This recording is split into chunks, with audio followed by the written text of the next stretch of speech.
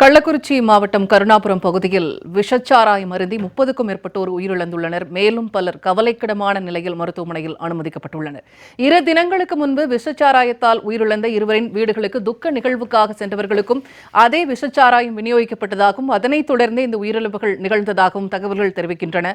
முதலில் மாவட்ட ஆட்சியர் விஷச்சாராயத்தால் இந்த உயிரிழப்பு நிகழவில்லை என்று நேற்று அறிவிப்பு வெளியிட்டார். ஆனால் இன்று மாவட்ட நிர்வாகம் அரசும் விஷச்சாராயத்தால் நிகழ்ந்திருக்கலாம் என்று ஒப்புக்கொண்டிருக்கிறது. அது மட்டுமல்லாமல் அமைச்சர் ஏவா வேலு காவல்துறையின் மெத்தன போக்கு தொடர்பாகவே இந்த விபத்து நிகழ்ந்திருக்கலாம் என்று சொல்லியிருக்கிறார். இது பற்றி விவாதிப்பதற்காக சிறப்பு விருந்தினர்கள் அரங்கத்தில் இணைந்திருக்கிறார்கள். அவர்களை வரவேற்கலாம். முதலில் மூத்த பத்திரிகையாளர் திரு ராமன் அவர்கள். வணக்கம் சார். 2 நாளுக்கு முன்னாடி இதே விஷச்சாராயம் அருந்தி உயிரிழந்திருக்கிறார்கள். அவங்க வீட்டுக்கு போனவங்களுக்கு அதே விஷச்சாராயம் விநியோகிக்கப்பட்டிருக்கு. அதை தொடர்ந்துதான் இந்த மரணங்கள். ஏற்கனவே இது பற்றி பலமுறை காவல்துறையிடம் புகார் அளித்திருக்கிறோம். ஆனால் எந்த நடவடிக்கையும் எடுக்கவில்லைன்னு பாதிக்கப்பட்டவர்கள் தரப்புல சொல்லப்படுது. இந்த ஒரு அலட்சிய போக்குக்கு என்ன காரணம்னு நினைக்கிறீங்க? இல்லை, இந்த சூழ்நிலைக்கு காரணம் என்னென்னா, ஆட்சியாளருடைய நிர்வாக சீர்கேடு தான் இதுக்கு காரணம். என்னென்னா, ஒரு துறையில் ஒரு லாகால அமைச்சராக இருக்கிறாங்க, அந்த அமைச்சருக்கு கீழே அந்த ஐஏஎஸ் அதிகாரி இருக்கிறாங்க, இல்லை இபிஎஸ் அதிகாரி இருக்கிறாங்கன்னா, அந்த துறை ரீதியாக தமிழகம் முழுவதும் கிளையிலிருந்து உள்ளூர்லேருந்து மாவட்டம் வரைக்கும் மீட்டிங் போட்டு எங்கெங்கே என்ன பிரச்சனை இருக்குன்னு பார்ப்பாங்க. உதாரணத்துக்கு இப்போ கள்ளக்குறிச்சி மாவட்டத்தில் எஸ்பி நியமிச்சிருக்காங்கன்னா, அந்த எஸ்பி வந்து பொதுவாக மாண்புமிகு எம்ஜிஆர் அவர்கள் முதலமைச்சராக இருந்த போதும், புரட்சி தலைவி ஜெயலலிதா அம்மையார் முதலமைச்சர் இருந்த போதும் அந்த நிர்வாகத்தை என்ன பண்ணுவாங்கன்னா, ஆண்டுக்கு ஒரு முறை ஐஏஎஸ் ஐபிஎஸ் மாநாடு நடத்துவாங்க. அந்த மாநாடு நடத்தவர்னா அவங்க வந்து எங்கெங்கே சட்ட ஒழுங்கு பிரச்சனை, இந்த மாதிரி கலாச்சார இருப்பு நடக்குது, எங்கெங்கே சமூக பிரச்சனைகள், இதெல்லாம் அனலைஸ் பண்ணி அந்த துறை சார்ந்த வருவாய்த்துறைனா கலெக்டரை சொல்லுவாங்க, சட்ட ஒழுங்கு பிரச்சனை அந்த ஐபிஎஸ் ஆஃபீஸரை சொல்லுவாங்க. இந்த ஐபிஎஸ் ஆஃபீஸர் இருந்தாலும் அதுக்கு பிறகு டிஜிபி தலைமையில் அவங்க தலைமையில் ஒரு மீட்டிங் போடுவாங்க. அந்த மீட்டிங் முடிச்சோன்னா அந்தந்த மாவட்டத்தில் உள்ள ஐஜி டிஐஜி ரேஞ்சில் உள்ளவர்களும் அந்த மாவட்டத்தில் எஸ்பி தலைமையில் அந்த எஸ்ஐ இன்ஸ்பெக்டர் டிஎஸ்பி ஏடிசியை கூப்பிட்டு மீட்டிங் போடுவது, எந்தெந்த ஸ்டேஷன் லிமிட்டுக்குள்ளே அதாவது களவுகள், கள்ளச்சாராயங்கள், இரவு நேரத்தில் மதுபான கடைகளை மூடிய பிறகு பிளாக்கில் விற்கிறவங்க, இதெல்லாம் அனலைஸ் பண்ணி எந்தெந்த இடத்துல கருப்பு பாயிண்ட்டை போடுவாங்க. அந்த கருப்பை பாயிண்ட்டை வச்சு இரவு நேரத்தில் அந்த ரோந்து கரெக்டாக இருக்கும்போது சமூக விரோதிகள் செயலையோ கள்ளச்சாராயம் கொண்டு போகிறவங்களோ அந்த இடத்துல போனால் நமக்கு பிரச்சனை வரும், நம்ம அங்கே போனால் சிக்கி கொடுவோம்னு சொல்லிட்டு ரோட்டை மதிய இடத்துல போவாங்க. ஆனால் அன்னைக்குள்ள காலகட்டங்களில் வந்து பார்த்திங்கன்னா எப்படின்னா, முதலமைச்சர் எவ்வளியோ அதே போல் தான் அந்த அரசு அமைச்சருடைய முதலமைச்சருடைய கீழ் நிர்வாகத்தில் அமைச்சர்களும் சரி, அமைச்சர் சார்புள்ள அதிகாரிகளும் சரி, மாவட்ட நிர்வாகம் சரி, அந்த மாதிரி இருக்கிறாங்க. பட் இன்றைக்கி பார்த்தீங்கன்னா இந்த அரசு பார்த்திங்கன்னா ஈடில்லா ஆட்சி 3 ஆண்டே சாட்சி என்ன தேர்தல் வாக்குறுதி கொடுக்குறாங்க. இந்த தேர்தல் வாக்குறுதி கொடுத்தோன்னா முதலமைச்சரோட நிருபர் கேட்குறாங்க, நீங்கள் ஆட்சிக்கு வந்தோடனே பூரண மதுவிலக்கு கொண்டு வந்துடுவீங்களா அல்லது உங்கள் கட்சிக்காரங்க நடத்துகிற சாரை ஆலைகளை மூடுவீங்களான்னு கேட்டால் முதலமைச்சர் சொன்ன பதில், அப்போ எதிர்கட்சியில் இருக்கும்போது சொன்ன பதில், பூர்ண மதுவிலக்கு வந்தாலே சாரை மதுபானாலையெல்லாம் ஆட்டோமேட்டிக்காக மூடிடுவோமே என்ன சொல்கிறாரு. அதே போல் உதயநிதி ஸ்டாலின் கூட சொன்னார், ஆட்சியில் வந்தவரனே டோட்டலாக மது கடையெல்லாம் மூடுவோன்னு சொன்னாங்க. இன்றைக்கி அவங்க நிலைமை என்னென்னா, என்னடி மீனாட்சி சொன்னது என்னாச்சு, நேற்றோடு நீ சொன்ன வார்த்தை காத்தோடு போயாச்சு நிலைப்பாடு இருக்கின்றது. ஸோ இவர்கள் எல்லாமே இன்றைக்கி என்ன, தமிழ்நாட்டை பொறுத்தவரையிலும் மக்களுக்கு விரோதமாக ஒரு ஆட்சி செயல்படுகின்றன என்றால் அதை எதிர்த்து கேட்கக்கூடிய வல்லமை மிக்க எதிர்க்கட்சிகள் இல்லாத குறை. அந்த எதிர்க்கட்சிக்கு இல்லாத குறையை தான் தியாகத்தலைவர் சின்னம்மா அவர்கள் தினசரி இந்த ஆட்சி விடிய அரசு செய்யக்கூடிய அவலங்களை சுட்டி காட்டுகின்றார். ஆனால் மக்களை பொறுத்தவரையிலும் மாநில மக்கள் நன்றாக இருக்கின்றார்கள், இருக்க வேண்டும் நினைக்கிறார்கள். ஆனால் திராவிட முன்னேற்ற கழக அரசு எங்கு பார்த்தாலும் சாராயம், கள்ளச்சாராயத்தை மட்டுமல்ல, இரவு 11 மணி விடிய இன்னைக்கு எங்கே பார்த்தாலும் மதுபானங்கள் விற்கலாம். இந்த விற்கும்போது என்ன தமிழ்நாட்டில் உள்ள நிலைமை என்னென்னா, நின்ற கோலம், சயன கோலம், அமர்ந்த கோலம், கிடந்த கோலம் எல்லாம் எங்கே பார்த்தாலும் இங்கே பார்க்குறாங்க. நீங்கள் சென்னையை சுற்றி பாருங்கள், இப்போ கூட நீங்கள் போனீங்களா பார்த்தீங்கன்னா குப்பை எங்கெங்கே இருக்குதோ அதே போல் குடித்து கொண்டு குப்பை மாதிரி இங்கே கிடக்கிறாங்க. அது மட்டும் இல்லை, இவங்களுடைய மனநிலை என்னென்னா ஒரு மோசமான ஒரு நிலைப்பாடு இருக்குது. சமீபத்தில் பார்த்தீங்கன்னா கடந்த வாரம் பஸ் ஸ்டாண்டில் பேருந்தில் பஸ் ஏறுதுன்னு ஒரு பெண்ணிடம் வந்து குடிச்சிட்டு கொண்டு ரூம் போடுறேன் வாரியான்னு கேட்குறாங்க. அதே போல் நிறைய விஷயங்கள் அது மாதிரி பஸ்ஸில் போயிருந்து. இப்போ சமீபத்தில் கூட ஒரு ஆளுங்கட்சியை சேர்ந்த ஒரு பிரமுகர் வந்து கட்சி கொடியை போட்டு கட்சிகளை தொடர்ந்து பேசலாம். 3 சிறப்பு விருந்தினர்கள் கூடுதலாக இணைந்திருக்கிறார்கள். நெல்லையிலிருந்து சமூக ஆர்வலர் வழக்கறிஞர் பேச்சிமுத்து அவர்கள் வணக்கம். மதுரையிலிருந்து சமூக ஆர்வலர் வழக்கறிஞர் வேல்முருகன் வணக்கம்.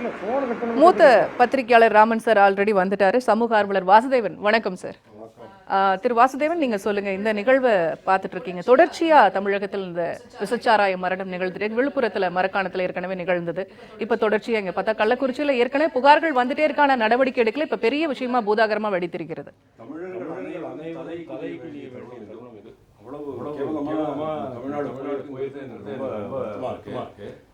நம்ம சேனல்லே நான் பல முறை பேசியிருக்கேன் மேடம். எப்போ டிஎம்கே ஆட்சிக்கு வருதோ அப்போல்லாம் இந்த கிரைம் கிராஃப் அப்படிங்கிறது டக்குன்னு மேலே ஏறிடும். கிரைம் கிராஃப் உடனே ஏறதுக்கு காரணம் என்ன? போலீஸ் அவங்க வேலை செய்ய விட மாட்டாங்க, அதிகாரிகள் மெத்தனமாக இருப்பாங்க, அரசுக்கு கொள்ளையடிக்கிறது தான் இம்பார்ட்டண்ட்டாக இருக்குமே தவிர அட்மினிஸ்ட்ரேஷன் நிர்வாகம் நல்லா பண்ணணும், சீர்திருத்தம் பண்ணணும், மக்களை நல்வழிப்படுத்தணும், நல்ல திட்டங்கள் கொண்டு வரணும், அதெல்லாம் ஒன்றுமே இருக்காது. 1977 எம்ஜிஆர் வந்தபோது 1980 எலெக்ஷனில் அவர் தோத்துட்டார். தோற்றதுக்கப்புறமா அவர் அந்த ப்ரொஹிபிஷன், அதாவது மதுவிலக்கு கொள்கையை மாற்றுறாரு. அது ஏன் மாற்றுறாரு அப்படின்னா, அவருக்கு தெரிஞ்சு போச்சு இந்த மாதிரி மதுவிலக்கு மட்டுமே வச்சுட்டு நம்ம ஜெயிக்க முடியாது அப்படிங்கிறது அவருக்கு தெரிஞ்சு போயிடுது. அப்போ அவர் என்ன சொல்கிறாரு, போலீஸ் ஹராஸ்மெண்ட்லேருந்து மக்களை காப்பாற்றணும், ரொம்ப மட்டமான கள்ளச்சாராயத்தை குடித்து உடம்பை கெடுத்துக்கிறதுலேருந்து மக்களை காப்பாற்றணும் அப்படிங்கிறதுனால அவர் கொண்டு வராரு. அப்போது உங்களுக்கு வந்து எவ்வளவு அரசுக்கு வருமானம் தெரியுமோ? 150 கோடி ரூபா தான். 80,000 கோடி மதுப்பிரியர்கள் தான் நான் சொல்கிறேன், கள்குடியர்கள் நான் சொன்னேன்னா அவங்க முத்துசாமி கோபம் வந்துடும். முத்துசாமி தானே சாராயம், ஆமாம், சாராய மந்திரி முத்துசாமி அமைச்சர்னு சொல்லக்கூடாது, அவரை மது அமைச்சர் அப்படின்னு சொல்லலாம். நம்ம இப்போது 50,000 கோடி 60,000 கோடி அளவுக்கு தமிழ்நாடு வளர்ந்துருக்கு. இதுதான் டிஎம்கேனுடைய மிகப்பெரிய சாதனையாக நான் பார்க்குறேன். இவங்க என்ன பண்ணுறாங்க, ஒரு இடத்துல இப்போ ராமன் சொன்ன மாதிரி ஒரு இடத்துல போனால் உடனே அந்த எஸ்பியை மாற்றிடுவாங்க, எஸ்பியை சஸ்பெண்ட் பண்ணிடுவாங்க, டிஸ்ட்ரிக்ட் கலெக்டரை மாற்றிடுவாங்க. இதனாலலாம் உங்களுக்கு வந்து இது அடங்கி போயிட போகுதா? அதாவது அந்த நெட்வொர்க் என்ன அப்படிங்கிறத நம்ம பார்க்க வேண்டாமா? இந்த இது எத்தனால் அப்படிங்கிறது வந்து நீங்கள் பல்காக விற்கக்கூடாது, ரீட்டெயிலாக பல்காக விற்கலாம், ஆனால் ரீட்டெயிலாக விற்கக்கூடாது அப்படிங்கிறது ஒரு சட்டம் இருக்குது. அந்த சட்டப்படி அந்த சட்டத்தை நீங்கள் கடுமையாக நடைமுறைப்படுத்துகிறீங்களா அப்படின்னு கேட்டால் அது கிடையவே கிடையாது. பாண்டிச்சேரியிலேருந்து ஒருத்தர் வராரு, கேனாக எடுத்துகிட்டு வராரு, அப்போ அதை வந்து லிட்டராக வந்து எல்லா கடைகளுக்கும் கொடுக்குறாரு. அங்கேருந்து என்ன மாதிரி ஆளுங்களுக்கு கூட சாதாரணமாக மெத்தனால் கிடச்சி போயிடும். அதே மாதிரி போலீஸ்காரங்களுக்கு எல்லா விஷயங்களும் தெரியுங்க, தெரியாதவங்க கிடையவே கிடையாது. எல்லா போலீஸுக்கும் தெரியும் யார் எங்கே காய்ச்சினா, யார் எங்கே வந்து பாலியல் குற்றம் பண்ணுறான், யார் எங்கே திருடுறான் போகிறான், எல்லா விஷயம் உங்களுக்கு தெரியும். தெரியாமல் கிடையவே கிடையாது. தமிழ்நாட்டு காவல்துறை ரொம்ப பிரமாதமாக வேலை பண்ணும். ஆனால் அவங்களுடைய கையை கட்டி வச்சிருக்கிறாரு நம்ம முதல்வர். அதுதான் எனக்கு புரியல, ஏன் அந்த கையை கட்டி வச்சிருக்கிறாரு அப்படின்னுட்டு. But at the same time அவர் என்ன சொல்கிறாரு, ஆளுநரை கூற சொல்கிறாரு. தமிழகம் அமைதி பூங்கா என்று ஆளுநர் சொல்லவில்லை அப்படிங்கிறாரு. எப்படிங்க ஆளுநர் சொல்லுவார்? இல்லை, அமைச்சரே ஒப்புக்கொண்டுள்ளார்ல, காவல்துறையோட மெத்தன போக்கு தான் அப்படின்னு ஏவாவேலு சொல்லியிருக்காரு. காவல்துறையோட மெத்தன போக்குன்னு இவர் ஓகே, நான் வேற ரூட்டுக்கு வரேன். செஞ்சி மஸ்தான் ஏன் டிரான்ஸ்ஃபர் பண்ணீங்க? செஞ்சி மஸ்தானுடைய பதவி இறக்கம் ஏன் செய்யப்பட்டது? காரணம் என்னன்னு கேட்டால், மேபி செஞ்சி மஸ்தான், நம்ம வந்து இது உண்மை என்னங்கிறது தெரியாமல் நம்ம சொல்லக்கூடாது. ஆனால் மக்கள் பரவலாக பேசிக்கிறது என்ன அப்படின்னா, செஞ்சி மஸ்தானுக்கும் இந்த விஷயங்கள்லாம் தெரியும், அவருக்கும் இந்த கள்ளச்சாராயத்துக்கும் பயங்கரமான தொடர்பு இருக்குங்கிறது பரவலாக பத்திரிகைகள் வர்றது தான். அவர் உங்களுக்கு கப்பம் கட்டலை அப்படிங்கிறதுனால நீங்கள் அவரை இறக்கிட்டு இன்னொருத்தரை போட்டிருக்கீங்க, அவ்வளோதான். எல்லாத்துலேயுமே இவங்க ஏங்க கள்ளச்சாராயத்துக்கு போகிறாங்க சொல்லுங்கள்? டாஸ்மாகில் வந்த உடனே என்ன பண்ணிட்டாங்க, 10% 20% ஏற்றிட்டாங்க. இன் அடிஷன் டு தட் நீங்கள் என்ன பண்ணுறீங்க, பாட்டிலுக்கு 10 ரூபா கேட்குறீங்க. இதில் இப்போ பாட்டிலுக்கு 10 ரூபா கிடையாது, செந்தில் பாலாஜி உள்ளே போனதுக்கப்புறமா 10 ரூபா கிடையாது அப்படின்னு நீங்கள் சொன்னாலும் கூட இன்றைக்கும் 10 ரூபா இல்லைன்னு சொன்னால் உங்களுக்கு பாட்டில் இங்கே வராது வெளியில். மக்களை முதல்ல உங்களுடைய இந்த திராவிட மாடல்ங்கிறது என்னங்கிறத சொல்கிறேன். முதல்ல மக்களை குடிக்க வைக்கிறது, நல்லா குடிக்க வச்சுட்டு அவங்கள குடிக்க அடிமைப்படுத்த வேண்டியது. 100 பேர் குடிக்கிறானுங்கன்னு சொன்னால் அதில் 10 பேர் ரொம்பவே கிரானிக், அது காலையில் எழுந்திருந்து குடித்தா தான் அவங்களுக்கு வேலைக்கு போக முடியும் அப்படிங்கிற ஒரு கண்டிஷன். இது போராததுக்கு வெளி மாநிலங்கள்லேருந்து வர புலம்பெயர் தொழிலாளர் இருக்காங்க இல்லையா, அவங்களுக்கும் இந்த பழக்கம் ரொம்ப கொஞ்சம் கொஞ்சமாக வர ஆரம்பித்து அவங்களுடைய டிமாண்டு அதிகமாகுது. பழனிவேல் தியாகராஜன் என்ன சொன்னார் தெரியுமா? 36,000 கோடி ரூபாய் தான் சாராயம் விற்று எங்களுக்கு வந்து வருது, வருமானமாக வருது. ஆனால் அதை விட அதிகமான சாராயம் விற்கிறாங்க, அது எங்கே போகுதுன்னு தெரியல அப்படின்னு சொன்னார். It's a very serious statement. அதாவது ஒரு நிதி அமைச்சரே இது மாதிரி ஒரு ஸ்டேட்மெண்ட் போடுறாருன்னு சொன்னா இதை வந்து அரசுக்குள்ளே உட்காந்துக்கிட்டு அரசையே குற்றம் சொல்ல மாதிரி தான் இருக்குது. இது ஒரு மிகப்பெரிய குற்றச்சாட்டை நான் பார்க்குறேன். தொடர்ந்து பேசுவோம். முதற்கட்ட கருத்தை கேட்டுட்டு வந்துடுறேன். நெல்லையில் சமூக ஆர்வலர் திரு பேச்சிமுத்து அவர்கள், நீங்கள் உங்களுடைய பார்வை எப்படி இருக்குது? இது எதனால இப்படி அதிகரிச்சுட்டே வருது? எப்படி தடுக்கலாம்? அரசு ஏன் இப்படி இயங்குது அப்படின்னு நீங்கள் நினைக்கிறீங்க?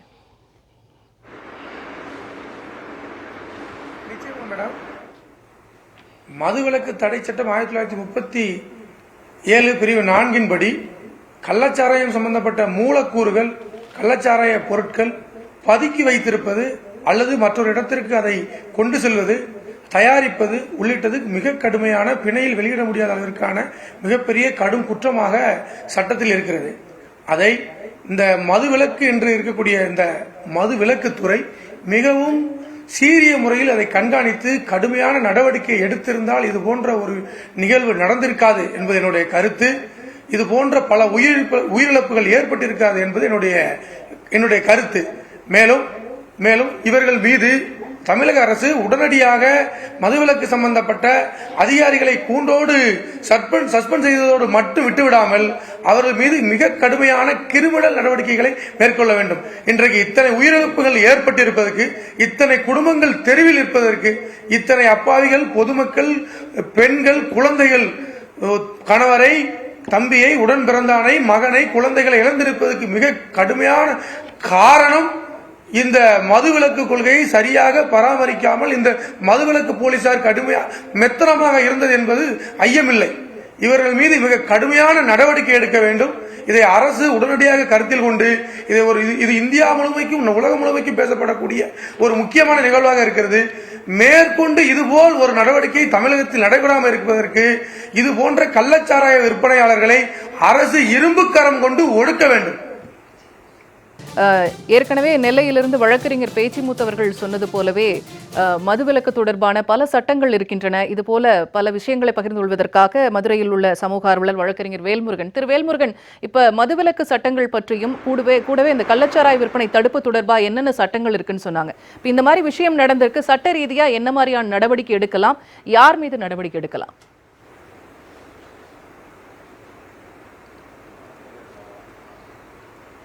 அனைவருக்கும் வணக்கம். பார்த்தீங்கன்னா இதே மாதிரி தான் செங்கல்பட்டில் 9 பேர் இறந்தாங்க. இது இந்த ஆண்டு 35 பேர். இன்னும் எத்தனை பேர் இறக்க போகிறாங்கன்றது இன்னும் முடிவில்லாமல் இருக்குது. வருடம் இது பல முறை இதே மாதிரி நடந்துக்கிட்டு இருக்கு கள்ளச்சாராய பிரச்சனை. இதுக்கு ஒரு தீர்வே இன்ன வரையும் அரசாங்கம் ஏற்படுத்தலை. சட்ட ஒழுங்கு கெட்டு போச்சு. உளவு பிரிவு போலீஸாரும் மதுவிலக்கு அமலாக்க பிரிவு போலீஸாரும் என்ன செய்கிறாங்க?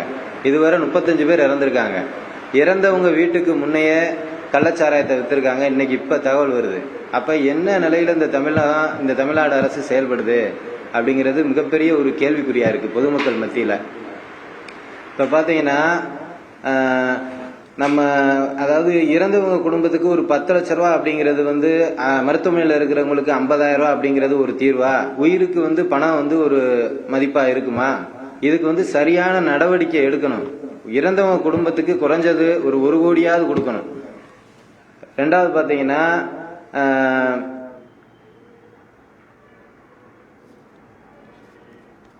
திரு வேல்முருகன் தொடர்ந்து பேசுங்க.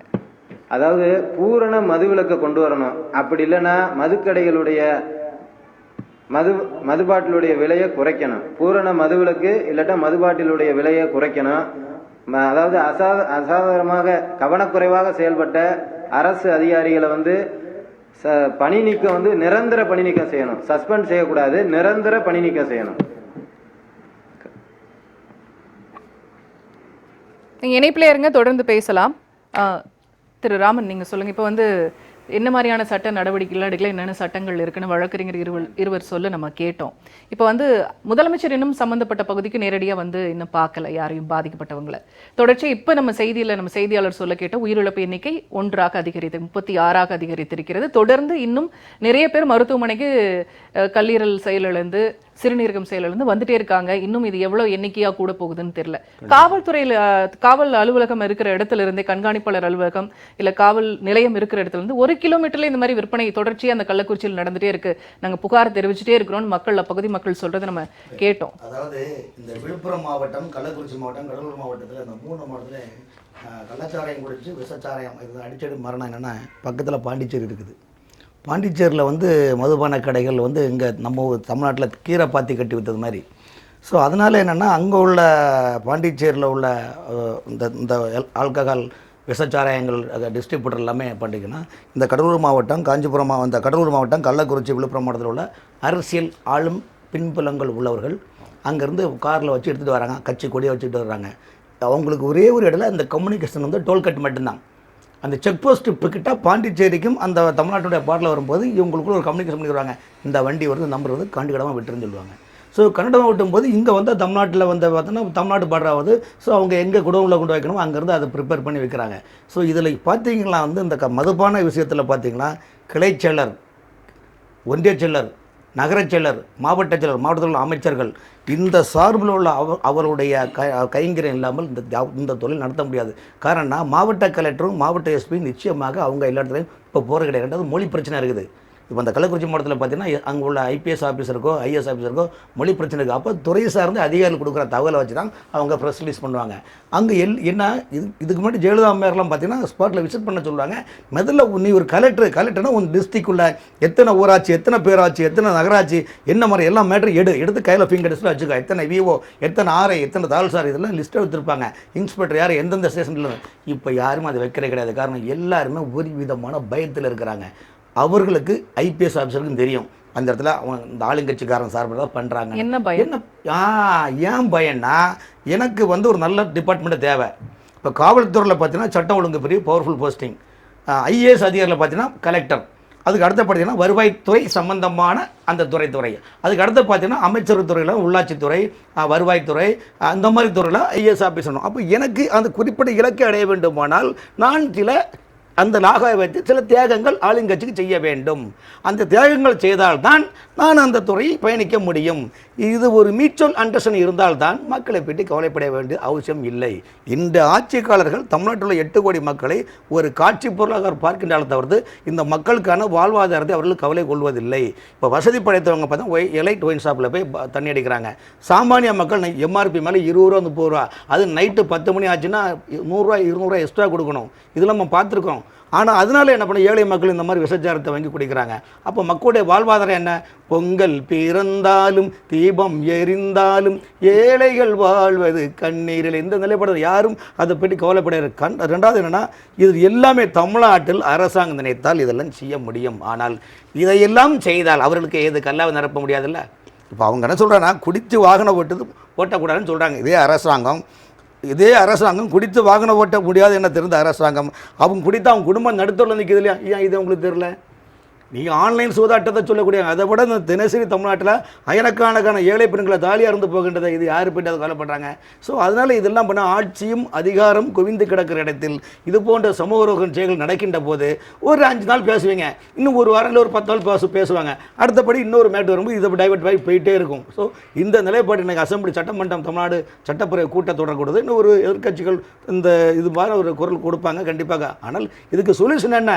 அந்த குடும்பத்துக்கு வேலை கொடுக்கலான்னு சொல்கிறீங்க. கள்ளச்சாராயம் குடிச்சவனுக்கு 10 லட்சம் கொடுக்குறேன்னு சொன்னீங்க. அதுக்கு அப்படி நிரந்தர சொல்யூஷன் என்ன சொல்லுங்கள்? எதுவுமே உங்களால் செயல்படுத்த முடியாது. காரணம் என்றால் வலுவான திடகாத்திரமான தைரியமான நேர்மையான சில அதிகாரிகள் உள்ளார்கள். ஆனால் அவர்களால் அந்த வேலை செய்ய முடியாது. அவர்கள் கண்டித்தார்கள், ஆனால் அவர்களுக்கு தண்ணியில்லாத காட்டில் மாற்றப்படுவார்கள். அதனால் என்னென்னா ஐயா நீங்கள் சொன்னதும் சரி, நான் செஞ்சதும் சரி. கலெக்டர் எதுக்கு அறிக்கை கொடுக்குறாரு? இது கள்ளச்சாராயம் இல்லை. அப்போ எஸ்பி அறிக்கை கொடுக்குறாரு. அப்போ அவருக்கு அதாவது மக்கள் மத்தியில் முன்னுக்கு பின் முறையான தகவல் கொடுக்கப்படாது இல்லையா? அப்போ முன்னுக்கு பின் முறையான தகவல் கொடுக்கும்போது மக்களை நீங்கள் எப்படி முட்டாளாக்குறீங்க? அப்போ யாரை நீங்கள் முட்டாளாக்குறீங்க?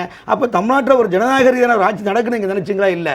அப்போ தலைவன் எவ்வளியோ அவ்வளியும் தொண்டனும் இருப்பாங்களே தவிர்த்து இதில் மக்களுக்கு வாழ்வாதாரம் இன்னும் மோசமான ஒரு சூழ்நிலைகள் நோக்கி பயணித்து கொண்டிருக்கின்றன. ஆகவே இந்த துறையை பொறுத்த வரைக்கும் யாராக இருந்தாலும் தன்னுடைய கட்சிக்காரர்கள் இரும்பு கரம் கொண்டு அடக்காவிட்டால் இதை கண்டிப்பாக நிவர்த்தி செய்ய முடியாது.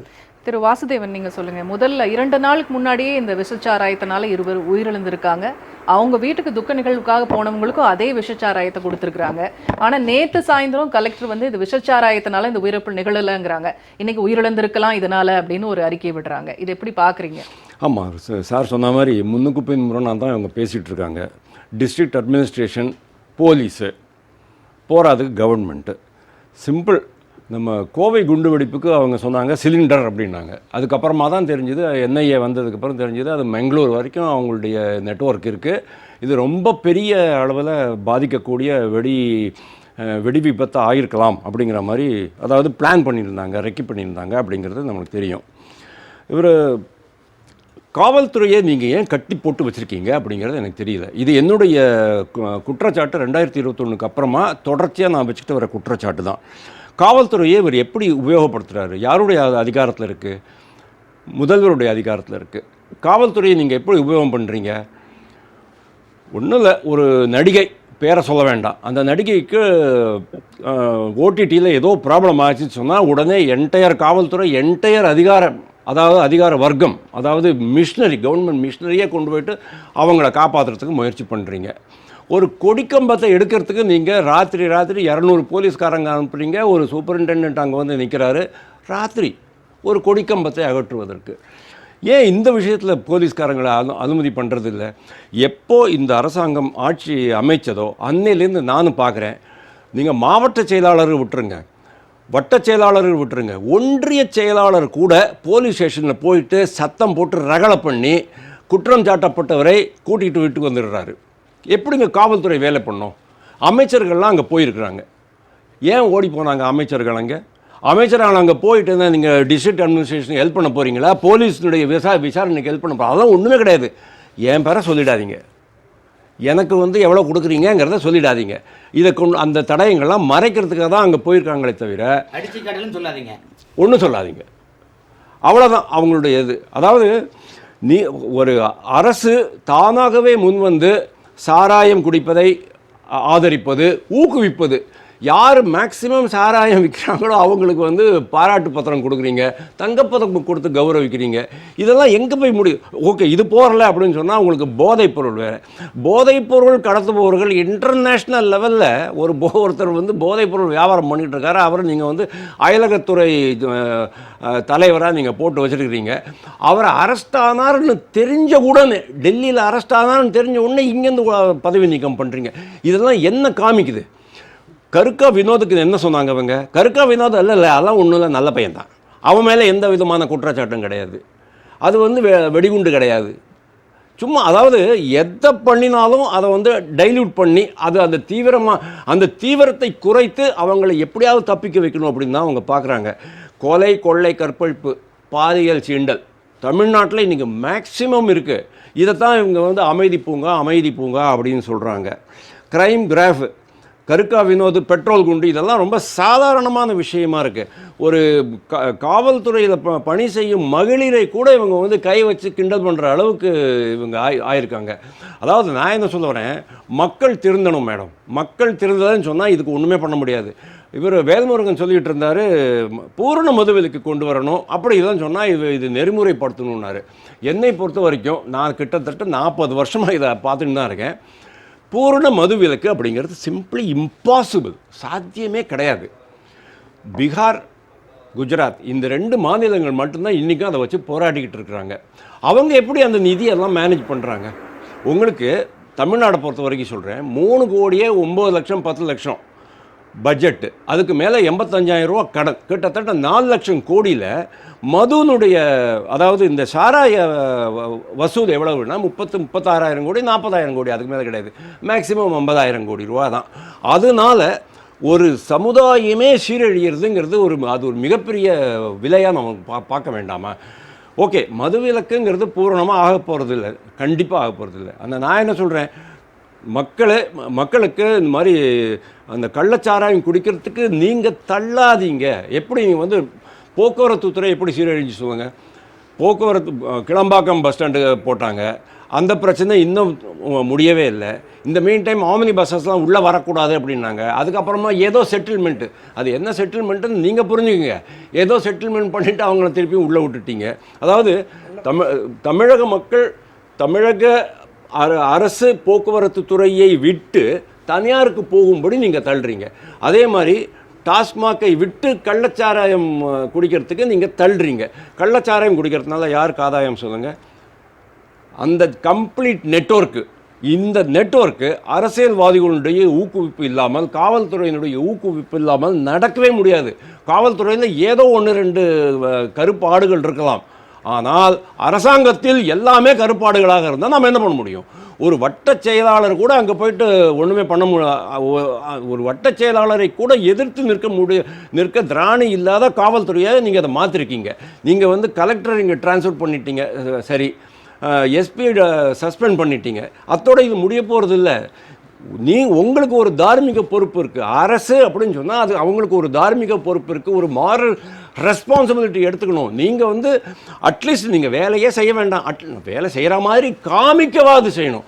அது கூட இவங்க பண்ணுறதில்ல. அதனால தான் இந்த ப்ராப்ளம் தொடர்ச்சியாக வந்துக்கிட்டே இருக்குது. இது இதோட நிற்க போகிறதில்ல. இவங்க okay, very good, go back Stalin எல்லாம் போயிட்டு இப்போ ரிசைன் ஸ்டாலின்ங்கிற மாதிரி ஒரு ஹேஷ்டேக் வந்திருக்கு. ரொம்ப அருமையான சமாச்சாரம். ஆனால் இதனாலலாம் அவங்களுக்கு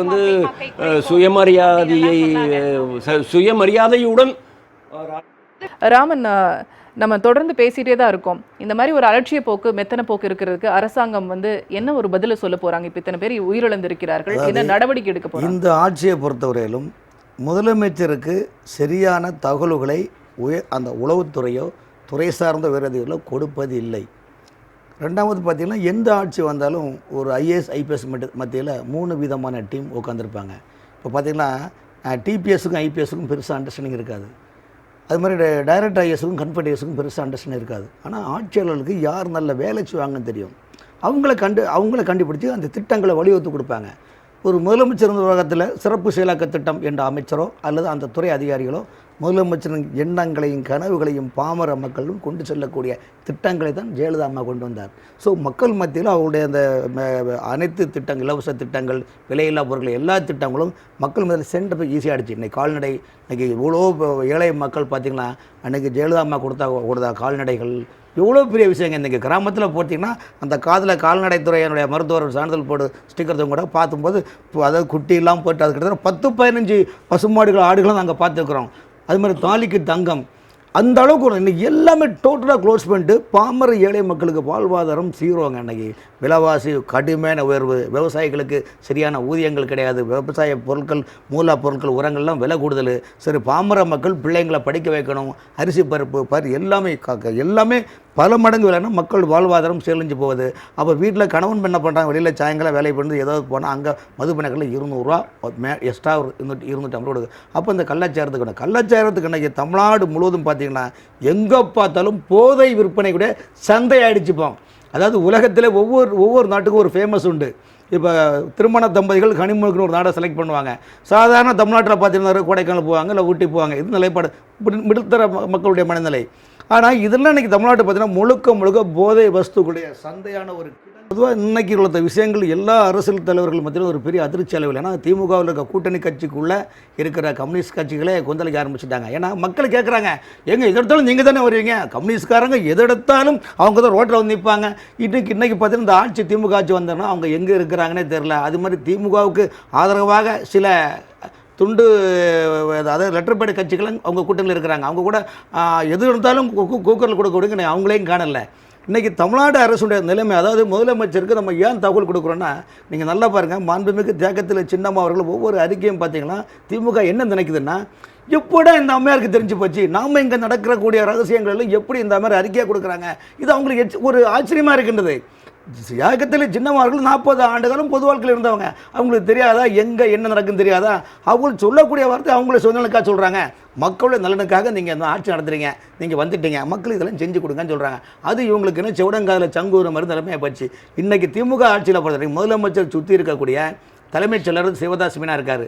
இதுக்கு முன்னால் தலைமைச் செயலர் இறையன்பு இருந்தாங்க. அந்த தலைமைச் செயலருக்கும் முதலமைச்சருடைய அரசு செயலரான C1 secretary, C1, C2, C3 இதுக்குள்ளே ஒரு பெரிய கோஷ்டி பூசல் உள்ளே ஓடிட்டு இருக்குது. இந்த கோஷ்டி பூசல் உள்ளாக்கன்னா கிமுன்னு ஒரு நிலைப்பாடு உருவாக்குறாங்க. ஆட்சிக்கு முந்தைய அதிகாரிகள், இப்போ நம்ம ஆட்சியில் இருக்கிற அதிகாரிகள் இவங்களுக்கு ஒரு அன்கோ போட்டுக்கிட்டு நிர்வாகத்தை சீர்கெடுத்து மக்களுடைய நிலைமை எதுவுமே சொல்கிறது கிடையாது. தங்களுக்கு தேவையானதும் ஆட்சியில் இருக்கவங்களுக்கு தேவையானங்களை பூர்த்தி செய்ய தான் அங்கே நிர்வாகம் நடத்துறது.